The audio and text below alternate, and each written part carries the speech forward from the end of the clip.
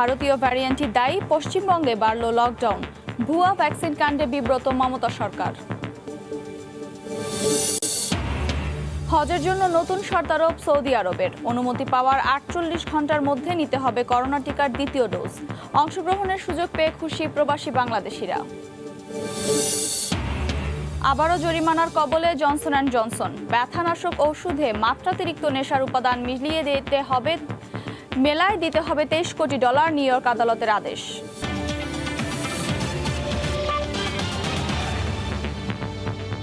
আন্তর্জাতিক সময়ের সঙ্গে আছি আমি আফরোজা মৌটুসী। করোনার নতুন সংক্রমণ কেন্দ্র হয়ে উঠেছে ইন্দোনেশিয়া। দেশটিতে ক্রমেই বাড়ছে সংক্রমণ ও মৃত্যু। এজন্য ভারতীয় ভ্যারিয়েন্টকেই দায়ী করা হচ্ছে। করুণ দশা রাশিয়ারও। এদিকে ভারতে উৎপাদিত সেরামের কোভিশিল্ড টিকা নিয়ে ইউরোপ ভ্রমণের জটিলতা সৃষ্টি হয়েছে। প্রতিষ্ঠানটির প্রধান নির্বাহী আদর পুনাওয়ালা বলেছেন, তারা দ্রুতই বিষয়টির সুরাহা করার চেষ্টা করছেন। আর অক্সফোর্ড অ্যাস্ট্রাজেনেকার পক্ষ থেকে বুস্টার হিসেবে তৃতীয় ডোজ দেওয়ার কাজ শুরু করা হচ্ছে। ভারতে করোনার সংক্রমণ এখন অনেকটাই লাগামের মধ্যে। তবে যেসব দেশে ভারতীয় ভেরিয়েন্ট ছড়িয়েছে সেসব স্থানে পাগলা ঘোড়ার মতো ছুটছে সংক্রমণের মাত্রা। ইন্দোনেশিয়া যার মধ্যে অন্যতম। দেশটিতে গড়ে দৈনিক আক্রান্ত 20,000-এর বেশি, মৃত্যু 500-র ঘরে। আমাদের চিকিৎসা ব্যবস্থা ভেঙে পড়েছে, ন্যূনতম অক্সিজেন পর্যন্ত নেই। ইউরোপের দেশগুলো ভারতের ডেল্টা ও ডেল্টা প্লাস ধরন নিয়ে সতর্ক অবস্থানে রয়েছে। ব্রিটিশ সরকার 19 জুলাইয়ের পরও বিধিনিষেধ জারি রাখার কথা জানিয়েছে। ব্রিটেনের নতুন স্বাস্থ্যমন্ত্রী সাজিদ জাভিদ পার্লামেন্টে এ আভাস দেন। 19th July is not only the end of the line, but the start of an exciting new journey for our country. Australia, রাশিয়ার মতো তুলনামূলক স্থিতিশীল অবস্থায় থাকা দেশগুলোতেও ভারতীয় ধরনের ছোবলে নাকাল দশা। ভারতে তৈরি অক্সফোর্ড অ্যাস্ট্রাজেনেকার কোভিশিল্ড টিকা যারা গ্রহণ করেছেন তাদের ইউরোপ যাত্রায় জটিলতার সৃষ্টি হয়েছে। ব্রিটেনে তৈরি এই টিকার সংস্করণ ইউরোপিয়ান মেডিসিন এজেন্সির সবুজ সংকেত পেলেও এই টিকার ভারতীয় সংস্করণটি আটকে গেছে। অবশ্য প্রস্তুতকারী প্রতিষ্ঠান সেরামের প্রধান নির্বাহী আদর পুনেওয়ালা বলেছেন, তারা দ্রুতই বিষয়টি সুরাহা করার চেষ্টা করছেন। যুক্তরাজ্য, ব্রাজিল, দক্ষিণ আফ্রিকা ও পোল্যান্ডের 2000-এর বেশি স্বেচ্ছাসেবককে তৃতীয় বুস্টার ডোজ দেওয়ার উদ্যোগ নিয়েছে অ্যাস্ট্রাজেনেকা ও অক্সফোর্ড বিশ্ববিদ্যালয়। দক্ষিণ আফ্রিকায় প্রথম শনাক্ত হওয়া করোনা ভাইরাসের বেটা ধরন মোকাবেলায় টিকার নতুন ক্লিনিক্যাল ট্রায়াল হবে। সম্প্রতি G7 বৈঠকে আমন্ত্রিত হিসেবে অংশ নেয়া ভারতের স্বাস্থ্যমন্ত্রী হর্ষবর্ধন পশ্চিমা উদ্যোগ ভ্যাকসিন পাসপোর্টের বিরুদ্ধে জোরালো অবস্থান ব্যক্ত করেন। যুক্তরাজ্যের ইকুইটি অ্যান্ড হিউম্যান রাইটস কমিশনও এই ব্যবস্থার বিরোধিতা করেছে। তারা বলছে, কোভিড সনদের কারণে সমাজের একটি অংশ বৈষম্যের শিকার হতে পারে। সৈয়দ ইফতেখার, সময় সংবাদ। ভারতের পশ্চিমবঙ্গে বাড়ল লকডাউনের মেয়াদ, তবে শিথিল করা হয়েছে কিছু বিধিনিষেধ। ভারতের অন্য রাজ্যগুলোর মতো পশ্চিমবঙ্গেও চলছে টিকাদান কর্মসূচি। তবে ভুয়া ভ্যাকসিন কাণ্ডে কিছুটা বিব্রত মমতা সরকার। কলকাতা থেকে সুব্রত আচার্যের রিপোর্ট। গেল 16 মে থেকে পশ্চিমবঙ্গ রাজ্যে পূর্ণাঙ্গ লকডাউন দেয় মমতা প্রশাসন। সে সময় রাজ্য জুড়ে প্রতিদিন সংক্রমণ ছিল 20,000-এর বেশি, মৃত্যুর হার ছিল শতাধিক। কঠোর লকডাউনের কারণে এক মাসে কমতে থাকে সংক্রমণের হার। পরিস্থিতি কিছুটা উন্নত হওয়ায় 15 জন থেকে রাজ্যটিতে কিছুটা শিথিল করা হয় এই লকডাউন। দোকানপাট খোলার সময়সীমা কিছুটা বাড়ানো হলেও বন্ধ রাখা হয়েছিল গণপরিবহন। তবে 1 জুলাই থেকে নতুন নিয়মে চলতে পারবে বাস, অটো কিংবা রিকশাও। বেসরকারি সংস্থাও খোলা রাখা যাবে, তবে মেট্রো ও লোকাল ট্রেন বন্ধ থাকবে আগের মতোই রাত 9টা থেকে ভোর 5টা পর্যন্ত নাইট কারফিউ। 15 জুলাই পর্যন্ত এক্সটেন্ড করা হচ্ছে, কিন্তু এর মধ্যেও আমরা একটা অনেক লোককে সুযোগ দেওয়ার জন্য আমরা দেখছি যে কিছুটা হালকা করে দিলে কি হয়। রাত্রির টাইমটা যেটা 9টা থেকে ভোর 5টা পর্যন্ত স্ট্রিক্টলি প্রহিবিটেড ছিল, সেটা প্রহিবিটেড থাকবে। তখন এমার্জেন্সি ছাড়া কোনো কাজ হবে না। এদিকে কলকাতায় ভুয়া ভ্যাকসিন কাণ্ড প্রকাশ্যে আসায় অনেকটাই বিব্রত মমতা প্রশাসন। এ ধরনের ঘটনা যাতে পুনরাবৃত্তি না হয় সেজন্য কর্মকর্তাদের সতর্ক থাকার নির্দেশ দিয়েছেন মুখ্যমন্ত্রী। একই সঙ্গে কেন্দ্রীয় সরকারের বিরুদ্ধে অন্য রাজ্যের তুলনায় কম টিকা সরবরাহের অভিযোগ তৃণমূলের। আপনারা জানেন যে গভর্নমেন্টের অ্যাপ্রুভাল ছাড়া আমরা এখন আর কোনো সেন্টারে গিয়ে আমরা ক্যাম্প করতে পারবো না, যতক্ষণ না স্বাস্থ্য দপ্তর আমাদের স্পেসিফিক একটা কোড দেবে।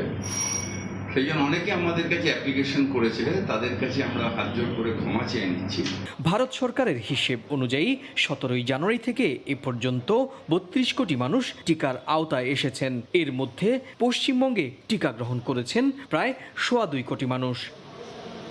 সুব্রত আচার্য, সমসংবাদ, পশ্চিমবঙ্গ, ভারত। পশ্চিমবঙ্গের লকডাউন ও টিকার সবশেষ পরিস্থিতি জানাতে এই মুহূর্তে কলকাতায় আছেন সহকর্মী সুব্রত আচার্য। সরাসরি চলে যাচ্ছি তার কাছে। সুব্রত। মৌতোষী, আপনাকে ধন্যবাদ। সার্বিকভাবে ভারতের যে করোনা পরিস্থিতি সেটি খানিকটা নয়, অনেকটাই উন্নতির দিকে। আপনি জানেন যে দেশ জুড়ে করোনার যে সংক্রমণ, সেই সংক্রমণ নেমে এসেছে 35,000-এর মধ্যে এবং মৃত্যু 1,000-এর নিচে নেমেছে। আপনি জানেন যে মাস দুয়েক আগেও যখন আমরা খবর করেছি তখন রোজ সংক্রমণের যে পারদ সেটি কিন্তু লাখের পর লাখ বেড়েই চলছিল। সর্বশেষ 4.5 লক্ষ সংক্রমণে গিয়ে দাঁড়িয়েছিল এবং মৃত্যুর সংখ্যা প্রায় 6,000 গড়ে গিয়ে দাঁড়িয়েছিল। সেখান থেকে কিন্তু ভারত ঘুরে এসেছে এবং ফিরে এসেছে শুধুমাত্র বিভিন্ন রাজ্যে, বিশেষ করে উত্তর, দক্ষিণ এবং মধ্য ভারতের কয়েকটি রাজ্যে লাগাতার লকডাউনের যে কার্যক্রম এবং সেই লকডাউনের সাধারণ মানুষের যে মান্যতা, সেইটির কারণেই কিন্তু ভারত এই অল্প কিছু দিনের ব্যবধানে কিন্তু এই অবস্থায় ফিরে এসেছে। যদিও কর্তৃপক্ষ মনে করছে যে এই যে সংক্রমণ সেটি কিন্তু কম হলেও সেটি কিন্তু যায়নি, সেটি গোটা বিশ্বের সঙ্গে এখানেও রয়েছে, সুতরাং সতর্ক থাকতে হবে। আপনি জানেন যে মুখ্যমন্ত্রী মমতা বন্দ্যোপাধ্যায় কিন্তু প্রতি 15 দিন অন্তর অন্তর এই লকডাউনের যে বিভিন্ন রকমের নিয়ম কানুন সেগুলো সেখানে কখনো কড়াকড়ি আরোপ করেন, কখনো কিছু জায়গায় শিথিলতা দেন এবং সেখানে দেখা গেছে যে এই যে লকডাউন, যেটি পূর্ণাঙ্গ লকডাউন কোট আনকোট নামে শুরু হয়েছিল গত মাসের 16 তারিখ থেকে, সেটি কিন্তু আগামী 1 তারিখ থেকে খানিকটা শিথিল করা হচ্ছে। আপনি জানেন যে এর আগে বাজার এবং দোকানপাট খোলার ক্ষেত্রে যে সময়সূচি ছিল সেটি একটি নির্ধারণ করে দেওয়া হয়েছিল, সেখান থেকে কিছুটা বাড়িয়ে দেওয়া হয়েছে এবং একই সঙ্গে যেটি তাৎপর্যপূর্ণ বিষয়, গণপরিবহন সম্পূর্ণই বন্ধ ছিল, সেটি কিন্তু 1 জুলাই থেকে গণপরিবহন যে স্বাভাবিকভাবে সরকারি এবং বেসরকারি বাস এবং অটো এবং রিক্সা সেগুলো কিন্তু একই রকম ভাবে চলবে। তবে অবশ্যই সেক্ষেত্রে 50% যাত্রীদের নিয়েই চলতে হবে। সরকারি এবং বেসরকারি প্রতিষ্ঠানগুলোতেও 50% কর্মীদের নিয়েই করতে হবে। সবচেয়ে তাৎপর্যপূর্ণ বিষয় যেটি এর আগেও বলা হচ্ছিল যে টিকাকরণ। ভারতে আপনি জানেন যে ভারত 130 কোটি মানুষের দেশ, সেখানে বিশ্বের অন্যতম বৃহত্তম গণটিকাকরণ কর্মসূচির নামে গণটিকাকরণ চলছিল। ইতিমধ্যে আপনি জানেন যে 32 কোটিরও বেশি কম-বেশি মানুষের শরীরে কিন্তু এই টিকা দেওয়া হয়েছে এবং একই সঙ্গে যে টিকার গতি, সেই গতি কিন্তু আমরা দেখেছি গত কয়েকদিনে অনেক বেশি বাড়ানো হয়েছে। আমাদের এই পশ্চিমবঙ্গে যেখানে 10 কোটি মানুষের মধ্যে প্রায় 1.25 কোটি মানুষের শরীরে কিন্তু এই কোভিড ভ্যাকসিন দেওয়া হয়েছে এবং এখনো পর্যন্ত যেটি কলকাতার হিসেবে কলকাতা মেয়র যেটি বলছিলেন যে প্রতিদিন শুধুমাত্র কলকাতাতেই 1 লক্ষ মানুষের শরীরে এই টিকা দেওয়ার মতো পরিকাঠামো তাদের রয়েছে। যদিও কেন্দ্রীয় সরকারের বিরুদ্ধে তাদের বরাবরের মতো অভিযোগ যে টিকা তারা চাহিদা মাত্র পাওয়া যাচ্ছে না। সব মিলিয়ে মৌতোষী বলা চলে যে ভারতের যে করোনা পরিস্থিতি সেটি যেমন সামগ্রিকভাবে উন্নতির দিকে এবং অন্যদিকে টিকা কার্যক্রমে গতি পাচ্ছে, তবে বিভিন্ন রাজ্যে রাজ্যে টিকার একটি ক্রাইসিস কিন্তু আমরা দেখতে পাচ্ছি। তো এই ছিল ভারতের দিক থেকে আমার কাছে থাকা সবশেষ। কলকাতা থেকে যুক্ত হয়ে পশ্চিমবঙ্গের লকডাউন ও টিকার সবশেষ পরিস্থিতি জানাচ্ছিলেন সহকর্মী সুব্রত আচার্য।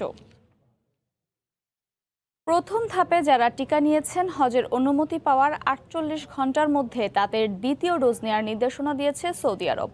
অন্য কোনো দেশ থেকে এবছর হজ করতে যেতে পারছেন না মুসল্লিরা।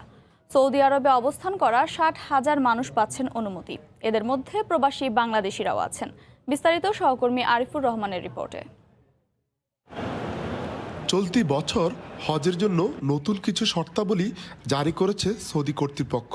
এবার হজের জন্য যেসব মুসল্লি অনুমতি পেয়েছেন তাদেরকে হজের অনুমতি পত্র পাওয়ার 48 ঘন্টার মধ্যে টিকার দ্বিতীয় ডোজ গ্রহণের নির্দেশ দিয়েছে সৌদি হজ ও ওমরা মন্ত্রণালয়। এই নির্দেশনার ফলে টিকা গ্রহণের জন্য মুসল্লিদের কোনো ধরনের অপেক্ষা ছাড়াই টিকা প্রদান করা হচ্ছে।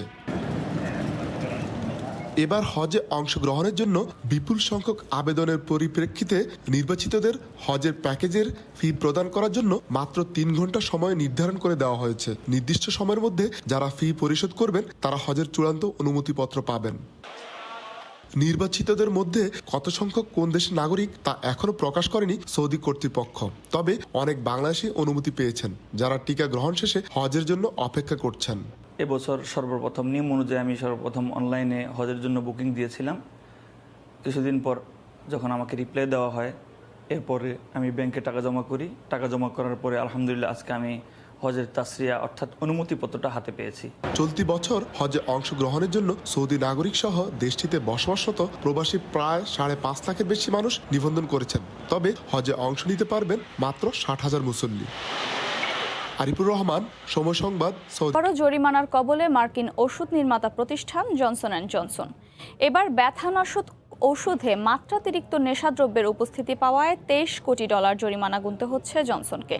নিউ ইয়র্কে এক মামলার পরিপ্রেক্ষিতে এ জরিমানার আদেশ দেওয়া হয়। এমন মামলা আরও কয়েকটি অঙ্গরাজ্যেও চলছে। যুক্তরাষ্ট্র থেকে লস্কর আল মামুনের রিপোর্ট। জরিমানা দিয়ে মামলা থেকে অব্যাহতি পেতে রাজি হলেও ওষুধে মাত্রাতিরিক্ত নেশাদ্রব্যের উপস্থিতির বিষয়টি অস্বীকার করেছে বিশ্বখ্যাত মার্কিন ওষুধ প্রস্তুতকারী সংস্থা জনসন অ্যান্ড জনসন। নিউ ইয়র্কে ওপিওয়েড নামে ওষুধ তৈরি ও বিক্রির কারণে মানুষের মৃত্যু ও মাদকাসক্তের অভিযোগে জে&জের বিরুদ্ধে $5 বিলিয়ন ক্ষতিপূরণ মামলা করা হয়। নিউ ইয়র্কের অ্যাটর্নি জেনারেল লেটিশিয়া জেমস বলেন, বিগত কয়েক শতক ধরে এই ওষুধ ব্যবহারের জন্য হাজার হাজার মানুষ মারা গেছেন এবং একই সঙ্গে দেশ জুড়ে এখনও 50,000-এরও বেশি মানুষ আসক্ত। যদিও অ্যাটর্নি জেনারেলের এই বক্তব্য প্রত্যাখ্যান করে জে&জে বলেছে, চিকিৎসকরা এই ওষুধকে ব্যথানাশক হিসেবে দিয়ে থাকেন। মার্কিন ওষুধ প্রশাসন বলেছে, এই ওষুধ অতিমাত্রায় ব্যবহার মানুষকে নেশার দিকে ঠেলে দেয়, মস্তিষ্কে ঝিমুনি ভাব দেয়, যার জন্য বেশিরভাগ মানুষ এটাকে নেশাদ্রব্য হিসেবে ব্যবহার করে। এর আগেও একাধিকবার জনসন অ্যান্ড জনসনের বিভিন্ন পণ্য নিয়ে অভিযোগ ওঠে, গুনতে হয় বিপুল অঙ্কের জরিমানা। জানিয়ে দিচ্ছি আন্তর্জাতিক সময়ের শিরোনামগুলো। করোনার নতুন হটস্পট ইন্দোনেশিয়া ও রাশিয়া, ভারতীয় ভ্যারিয়েন্টই দায়ী। পশ্চিমবঙ্গে বাড়ল লকডাউন, ভুয়া ভ্যাকসিন কাণ্ডে বিব্রত মমতা সরকার। হজের জন্য নতুন শর্তারোপ সৌদি আরবের, অনুমতি পাওয়ার 48 ঘন্টার মধ্যে নিতে হবে করোনা টিকার দ্বিতীয় ডোজ। অংশগ্রহণের সুযোগ পেয়ে খুশি প্রবাসী বাংলাদেশিরা। এই ছিল আন্তর্জাতিক সময়ের সঙ্গে থাকুন সময়।